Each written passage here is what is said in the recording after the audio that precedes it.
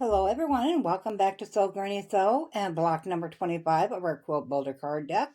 I would just like to apologize in advance for today if the voice goes out. I've been sick for about the last week. So we're doing a block called Mosaic number 5. Quilt Builder card deck number 1, 2, and 3. There is also a Christmas card deck if you're interested in those. They should be available still at your local quilt shop.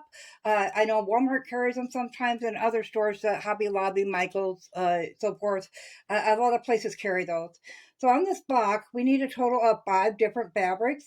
So as you can see, the outside corners and these here, I made the same color because they are shaded in the same. So they are the exact same size and the same color, and those are right there. So we're going to get started, just as you'd expect, with the center square, which is right here. And we'll set these other ones aside. And we're going to start by taking the 4 of these, and we're going to put one on this side and one on this side. If you want to mark the center of these so you can get it perfectly lined up, just fold your triangles in half and press that down with your fingernail. And do the same with both sides. We're going to do that with their square as well. Then you'll just flip these over and line up those creases and pin that into place. And we will do the same with this side.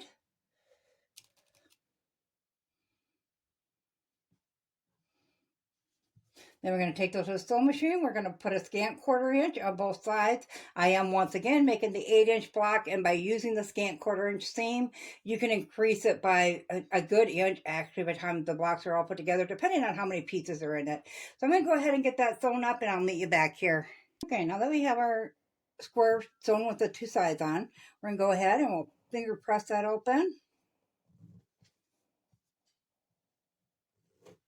And you can either just finger press it. I like to iron mine so I know it's laying nice and flat. Go ahead and give this a quick iron, and then come back and we'll get these other 2 pieces put on. So we have the ironing done. So this is what it looks like. We do have these little dog ears, one on each corner. You can go ahead and clip those off if you like, or you can just leave them when we trim up the blocks. They'll come off at that time. So now we're going to also add to these sides. So once again, we're going to find the center of the block. So we'll just line up our seams there on both ends and give that a good crease. Then we'll do the same with the triangles again. And we'll pin those into place just like we did the last 2. Once they have it all pinned together, we'll go ahead and take that scant 1/4 inch seam on there and get it ironed open, and then I will meet you back here. So we have our inside square with these triangles on, and I just ironed towards the outside of the square. So now we're going to square this up, and to square it up, we're just going to lay our ruler on there, and I'm just going to go with the, I don't know if you're seeing this, I'm just going to go with the shortest spot on the side. So match it up down here at the corner, match it there, and then we're going to take off everything along there. So I'm going to go ahead and get this squared up. Okay, now that we have our square squared up, we're going to move on to the next step. So as you can see, we've got that one and these ones. So now we're going to go in with our bigger triangles, and we're going to do the same thing. We're going to put 2 on this side and then get those done, iron flat, and then we'll come back and put the other 2 in the same way that we put these first ones on. So I'll get all this on there and I'll meet you back there. On through the same process as we did the first round. On the second, we got it sewed together, ironed flat, and trimmed up, and then squared up. So as you can see, now we have our center block, our first edges, and then our second triangles. So now we're onto these strips on the side. So all we're going to do, and as you can see, these points meet right at the edge there. So you're not going to have your corners when you're putting this together.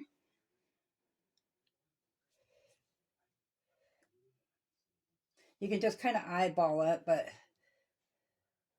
it's not going to go all the way out like a border on a quilt is what I'm trying to say. It's going to get cut off on the edge. So we're going to go ahead and put one on that side.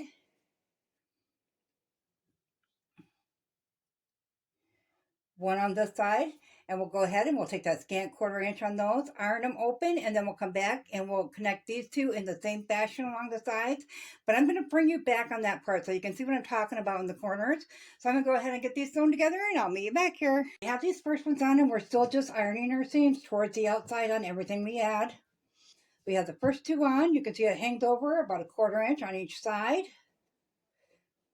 Then we're going to go ahead and we're going to find the center and line that up. I'm kind of eyeballing it. Now, if you want to be exact, you can measure it out and crease the piece, just like we were doing with the triangles. Line that up with the peak of your triangle that you've already got on there and move that up, and you can pin that in place. And we'll do the same to the other side. And go ahead and bring it to the sewing machine and take that scant 1/4 inch on there. I'm going to start here and stop there. I'm not going to go beyond that. That way no thread shows up when we trim it off if any of it does show. So I'm going to go ahead and get this done, iron it open, and I'll meet you back here and show you how to trim this part up. Okay, so we have this all put together and ironed. Still putting them towards the outside. And this is what I'm talking about on the corners. So automatic instinct would have you doing this, but it's not. It's on the side here. And the last time I did a block like this, I totally messed it up. If you remember right, I don't remember which block it was, but it was the same principle with putting these corners on. So what we're going to do is we are going to find the center of our square.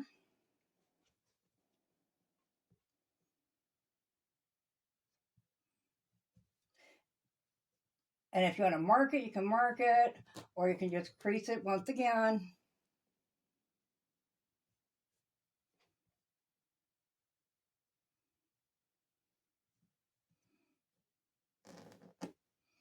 And we'll do the same with our triangles.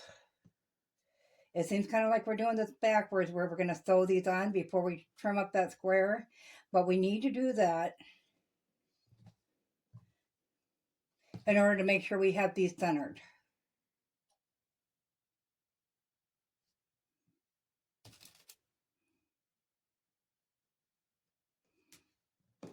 And on this round, we're going to go ahead and do this to all four and get them pinned into place.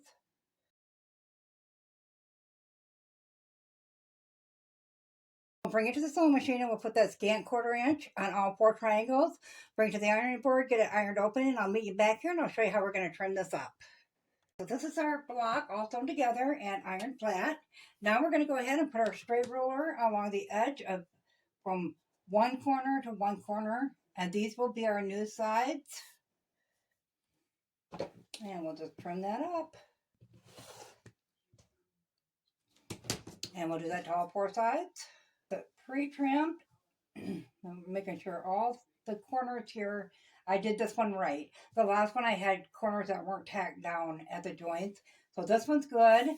We come in at approximately 8 7/8 by 8 7/8. So we got plenty of room to trim it down yet when we go to use it on our quilt. Once again, the block name on this one was Mosaic number 5. We'll go ahead and we'll draw out our next block. Oh, that one's going to be nice. That's just Mosaic. There's no number after that one. That's the first time I've seen that. Well, I really like that block. I think I like the color combination more than the block itself. It wasn't as difficult making it this time as it was the last time when I messed it up. So that's a bonus. And as always, guys, if you found this video useful, go ahead and give it a big thumbs up. It really helps our channel grow.